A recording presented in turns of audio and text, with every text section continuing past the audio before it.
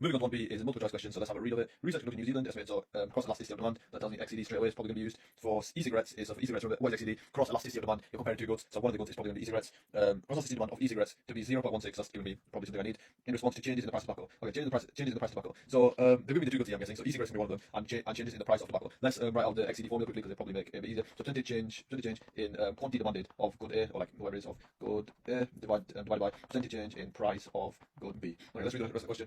This implies that there's a 5% increase in the price of tobacco. That's probably another stat we're going to have to use. 5% increase in the price of tobacco, which will cause a percentage change in quantity demanded for e-cigarettes to be. Okay, so now this sounds quite complex, but let's break this down very simply. So let's read it again from the start. So we've highlighted the important parts, which is a good thing now. So let's just basically read what we've highlighted. The XED of demand for e-cigarettes is 0.16. So they told us the XED value. So let's get that down. So 1.6. We're basically filling in our formula, and there's a lot of these types of questions where they get you to basically manipulate the formula. So now we've got the XED value. Let's keep reading. Response to changes in the price of tobacco. So we're talking about the price of tobacco. So now if you look at the XED formula, there is a very small technicality with it. So it's percentage change in quantity demanded of good A divided by percentage change in price of good B. So if we're talking about price, we must be talking about good B. So the response change in price of good B.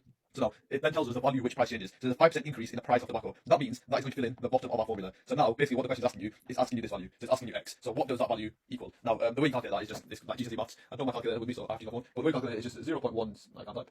It's 0.16 times 5, and then that would give us 0.8. And 0.8 is obviously C, which would be the answer here. So that would do. So 0.16 times 5 equals 0.8, and that would be the correct answer.